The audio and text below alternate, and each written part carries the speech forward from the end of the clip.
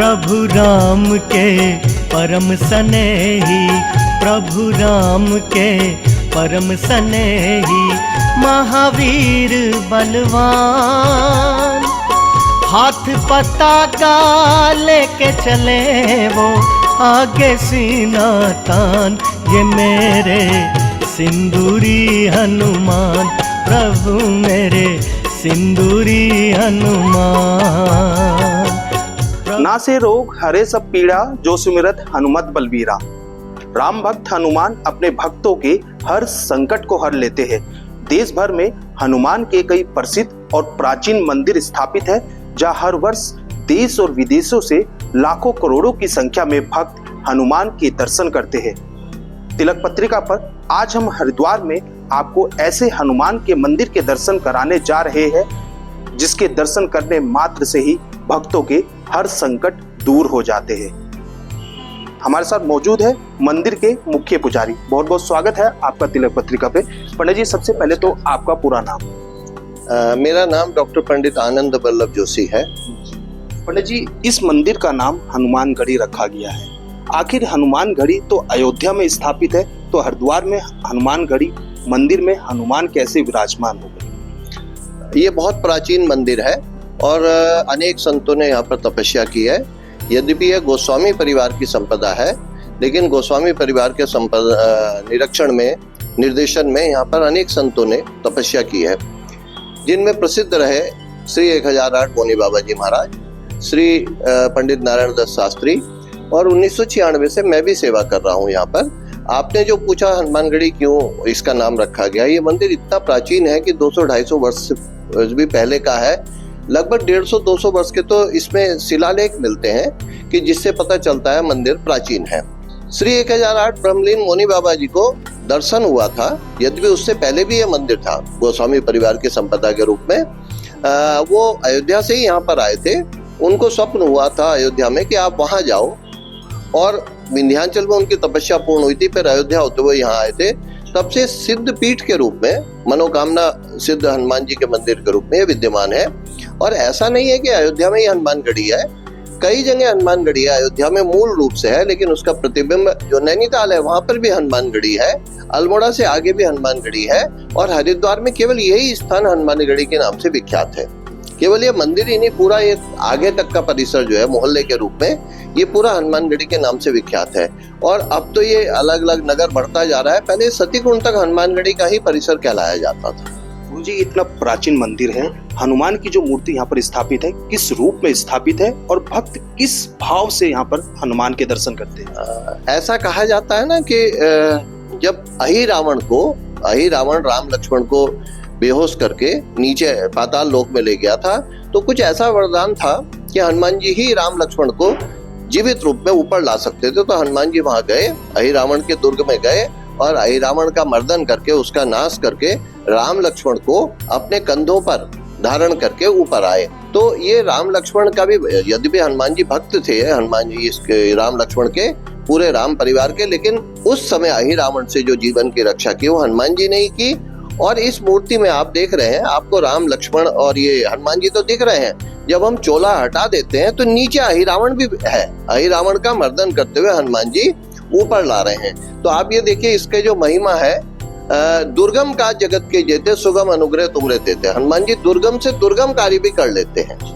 ये इस मंदिर की महत्ता है।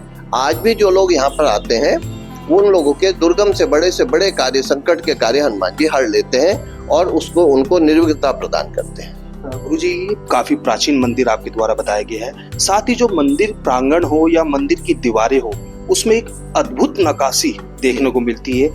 किस प्रकार की यहाँ पर मंदिर प्रांगण में और मंदिर की दीवारों पर नक्काशी है? यहाँ पर ये राजस्थान की शैली है। राजस्थान की शैली में यहाँ पर विभिन्न देवी देवताओं को दर्शाया गया है। हनुमान जी तो मुख्य आराध्य हैं ही हैं, उसके साथ साथ दीवारों पर गणेश भी हैं, जो कलियुग के अवतार हैं वो भी हैं। स्टेज सैया पर जो है विष्णु भी विराजमान है। इस प्रकार से, और केवल देवी देवताओं के साथ साथ पूरा ड्राइंग बना हुआ है, और इस पर शोध कार्य भी हुआ है। पिछले 3-4 दशक पूरे यहाँ पर शोध कार्य भी हुआ है, और अभी वो जिन्होंने शोध कार्य किया था वो भी जीवित हैं। ड्राइंग पेंटिंग में उन्होंने शोध कार्य किया था। और पुरातत्व विभाग जो भारत सरकार का है, वहां पर भी ये मंदिर दर्ज है।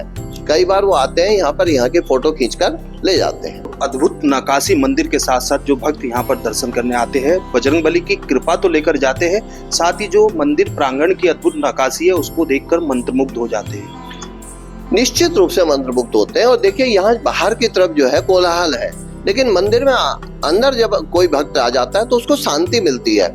यद्यपि आदमी व्यस्त है, जीवन में कई कार्य हैं, उसको बाहर भी जाना पड़ता है, लेकिन मंदिर में बैठने से उसको बड़ी शांति पड़ती है। यद्यपि मंदिर में कोई कोलाहल हम नहीं करने देते, कीर्तन वगैरह भी यहाँ पर कम से कम किया जाता है, केवल जप और भजन यहाँ पर किया जाता है। 108 सुंदरकांड है, 108 हनुमान चालीसा, इस प्रकार भक्त लोग यहाँ पर बैठकर हनुमान चालीसा करते हैं और अपने संकट को दूर करते हैं। जैसे आपने बताया हनुमान चालीसा सुंदरकांड का पाठ होता है, क्या भक्त आकर यहाँ राम नाम का संकीर्तन भी करते हैं?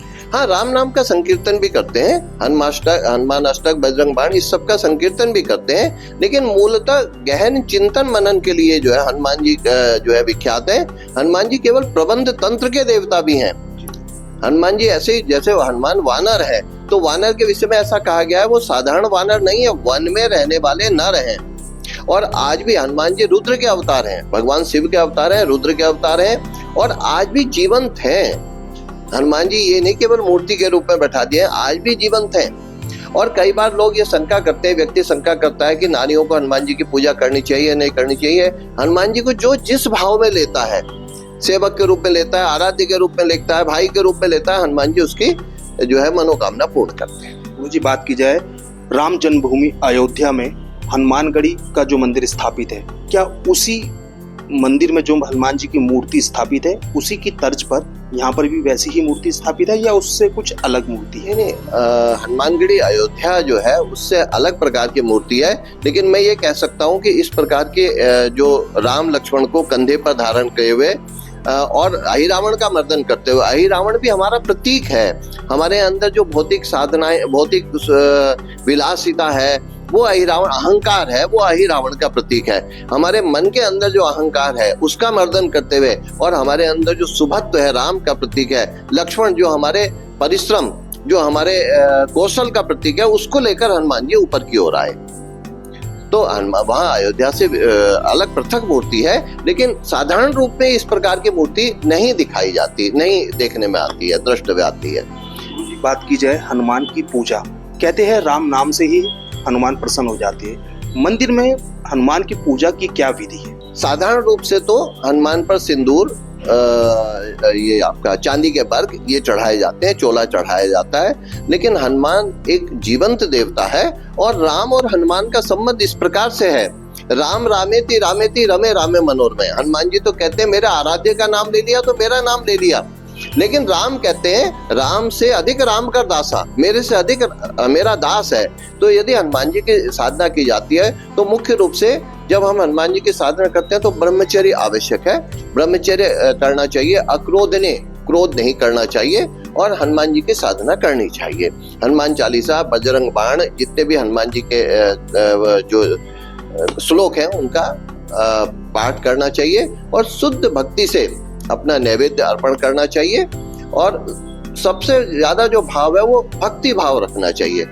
भक्ति भाव रखना चाहिए तो हनुमान जी तुरंत फल देते हैं, अविलंब फल देते हैं, भक्तों की मनोकामनाएं पूर्ण होती है। यह हनुमान जी को किस चीज से भोग लगाया जाता है और नित्य कितनी बार आरती की जाती है? तारों की छांव में आरती की जाए तो बहुत अच्छा है, और सायंकाल सूर्यास्त के समय आरती की जाए तो बहुत अच्छा फल देते हैं। कई मंदिरों में मध्याह्न काल का भी विधान है, लेकिन प्रातः काल और सायंकाल की आरती के साथ साथ मध्याह्न भोग भी लगाया जाता है। और जो मंदिर के श्रृंगार हैं वो भी नियमित रूप से करने चाहिए। हमारे इस मंदिर में 4 बार श्रृंगार किया जाता है विशेष रूप से, जिसको चोला, विशेष चोला कहते हैं। एक आपका रामनवमी पर, फिर जन्माष्टमी पर, फिर छोटी दिवाली पर। उस दिन हम यहाँ हनुमान जयंती मनाते हैं, इस मंदिर की परंपरा है। और उसके बाद होली पर।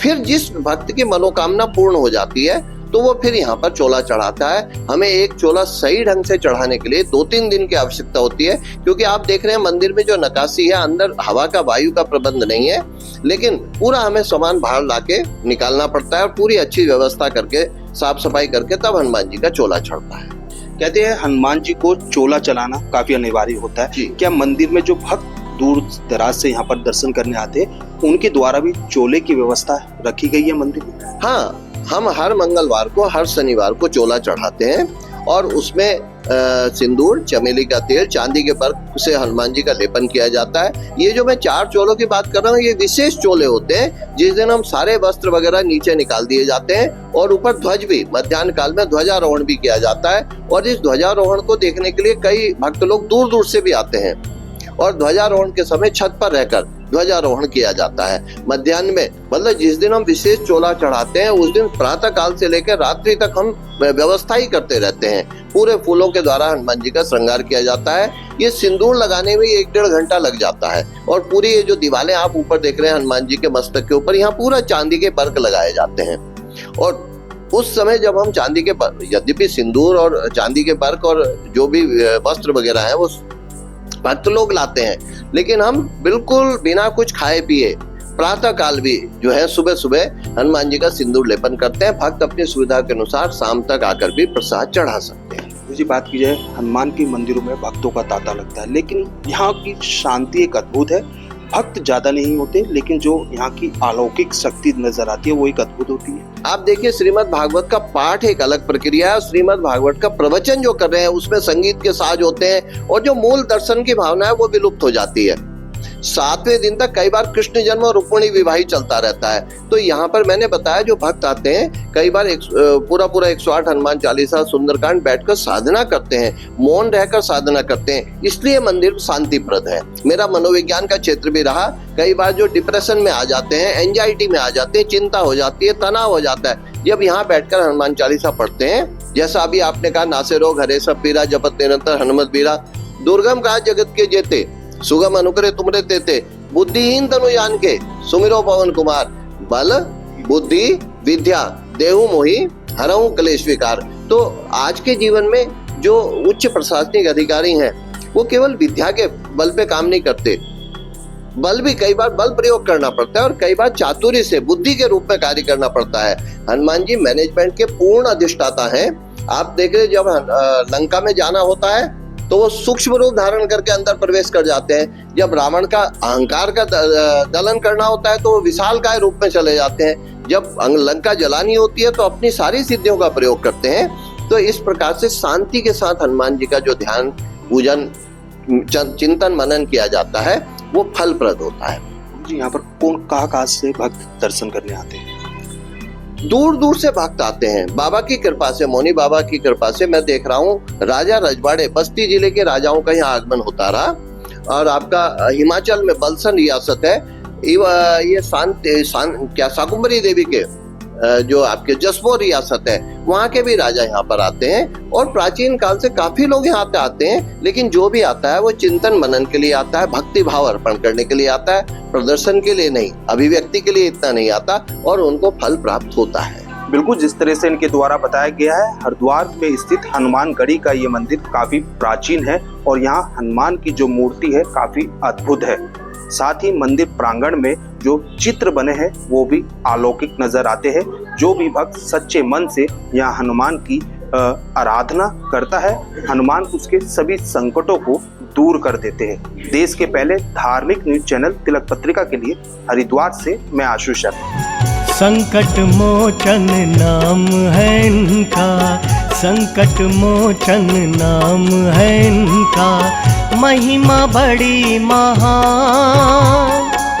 हाथ पताका लेके चले वो, आगे सीना तान। ये मेरे सिंदूरी हनुमान, ये मेरे सिंदूरी हनुमान। लगभग बचपन से ही इस मंदिर में आ रहे, और हमसे पहले तो हमारे माता और हमारे पिता यहाँ आया करते थे। और ये बड़ा एक सिद्ध स्थान है। आज परम पूज्य प्रातः स्मरणीय मौनी बाबा जी के द्वारा स्थापित किया गया और उनकी परंपराओं को आगे हमारे प्रोफेसर साहब आगे चला रहे हैं। अनुभूति की तो जहाँ तक बात है कि इन स्थानों पर एक दिव्य शक्ति होती है, और इसको आप कहें कि शब्दों में बयान कर दे तो बड़ा मुश्किल होता है। लेकिन इस मंदिर की खास एक बात यह है कि हरिद्वार में या कनखल में लगभग सभी मंदिर जो हैं वो एक आधुनिकता की ओर बढ़ गए हैं। कई जगह पर मूर्तियां बदल दी गई हैं, कई जगह कुछ और कार्य हो गए हैं, लेकिन ये मंदिर आज भी जिस तरह से शुरू में स्थापित हुआ था, क्योंकि हमारे शायद बचपन से बहुत पहले का है, मेरा 64 का मेरा जन्म है, शायद उससे भी काफी पहले ये मंदिर स्थापित हो चुका था। तो ये मंदिर आज भी उसी ही अवस्था में है। और सबसे बड़ी बात यह कि मंदिर के गर्भगृह में हर किसी को जाने की परमिशन होती है। इस मंदिर में आज भी इसकी पुण्यता, इसकी अक्षुण्णता बनी हुई है। मंदिर के अंदर प्रवेश पंडित जी के अलावा किसी को जो है यहाँ पर अलाउड नहीं है, ये परमिशन नहीं, इजाजत नहीं है इसकी। तो उससे जो इसकी पवित्रता है और जो दिव्यता है, क्योंकि जहाँ भी देखिए जहाँ मूर्ति स्थापित होती है तो वहाँ अलौकिक शक्तियाँ अपने आप ही वहाँ पे स्थापित हो जाती है। और हम लोग जनरली जो घर से आते हैं तो कई बार हमारे वस्त्र साफ नहीं है, कई बार हमने सोच से हम होकर ही आ रहे हैं, तो जो कहीं ना कहीं हम अपनी जो नकारात्मक ऊर्जा है वो हम मंदिर में लाते हैं, और वहाँ से जो है ना मंदिर की पवित्रता कहीं ना कहीं थोड़ी क्षीण होती है। तो यहाँ तो मेरे ख्याल से ये तो ध्यान स्थली है, यहाँ आके बैठा जाए, ध्यान लगाया जाए, और तभी आप इसको महसूस करते हैं कि इस मंदिर की क्या जो है इसका। मुझे बहुत अच्छा अनुभव हो रहा है। श्री रामचंद्र जी के परम भक्त हनुमान जी, और इस मंदिर में हनुमान जी ने श्री रामचंद्र और लक्ष्मण जी को अपने कंधे पे विराजमान किया हुआ है। ऐसी छवि हर जगह प्राप्त नहीं होती देखने के लिए, और ये आसपास के पूरे बहुत दूर तक के इलाके में प्रसिद्ध मंदिर है। मंदिर में देखने में आ रही है पेंटिंग जो मंदिर के दीवारों पर है, अद्भुत कला, ये बहुत पुरानी है और बहुत सुंदर है। ऐसी कलाकृतियाँ आजकल कहीं भी नहीं मिलती हैं। ये सिर्फ उन्हीं मंदिरों में मिलेंगी जो प्राचीन है, वाकई में ही प्राचीन है। हर जगह मंदिर पे लिख देते हैं बाहर से प्राचीन है, लेकिन वो होते नहीं है। लेकिन ये मंदिर हमारा वाकई में बहुत प्राचीन है। इसकी कलाकृतियाँ आप अंदर से देख सकते हैं, इसका रंग, इसका सौंदर्यकरण वो अपने आप ही बताता है कि वो कैसा है। बिल्कुल साक्षात मुझे हनुमान जी मिलते हैं, और मैं जो भी मनोकामना तो कोई नहीं मांगता कोई, लेकिन इनकी ऐसी कृपा है कि मेरा कोई काम रुकता ही नहीं है। ये बहुत प्राचीन है। इस मंदिर में वही आ सकता है जो जिसकी इनको बुलाने की इच्छा होगी। इतना प्राचीन मंदिर है, पुराने चित्रों से पता चलता है राजा महाराजाओं के पुराना, कभी लगभग मेरा ख्याल है तो 500-700 साल पुराना से भी ज़्यादा मंदिर होगा ये। तो इसमें आने की अनुभूति अलग होती है, यहाँ के रोम प्रफुल्लित हो जाता है मेरा। हनुमान जी में ऐसी आस्था है कि जो भी इनसे मांगा है, मतलब यहाँ इन्हीं की वजह से इसी पूरे क्षेत्र में हनुमान गढ़ी क्षेत्र ये जाना जाता है, हनुमान गढ़ी क्षेत्र के नाम से। तो इन्हीं की ही आशीर्वाद से सारे में शांति और इसका सब मतलब इन्हीं के उससे चलता है। एक तरह क्षेत्र के वो होते हैं ना देवता, हाँ, तो ये क्षेत्र के देवता ही माने जाते हैं। अब उनके बारे में तो मतलब इतना तो ज्ञान नहीं दिया, क्योंकि दादाजी हमारे पहले उनका स्वर्गवास हो गया था। लेकिन यहाँ पे मौनी बाबा रहे, उन्होंने यहाँ पे रह के तपस्या करी, तब से ये सिद्धपीठ के रूप में जाने लग गया। और उसके बाद मतलब जो भी कोई यहाँ बड़े बड़े लोग आते हैं पंडित जी के पास, एक से एक बड़े लोग आते हैं, IAS PCS बहुत बड़े बड़े अधिकारी वगैरह आते हैं, नेतागण आते हैं। तो मतलब उनको उनकी इनमें इतनी आस्था है कि वो मतलब जो भी मांगते हैं पूर्ण होता है। आपको कुछ मांगा कुछ, हाँ मतलब सही, हमें तो मांगने की जरूरत ही नहीं है, हमें तो अपने हनुमान जी हमारे मतलब इन्हीं से ही हमें। ये मेरे सिंदूरी हनुमान, प्रभु मेरे सिंदूरी हनुमान।